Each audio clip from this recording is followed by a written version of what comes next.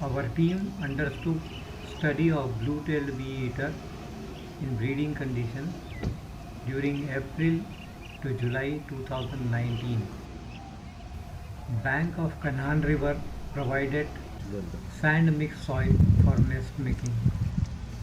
They dig the nest below the surface of the soil to keep it cool and protect their eggs and chicks from heat of summer, keeping commentary to minimum to retain bird chimping sounds.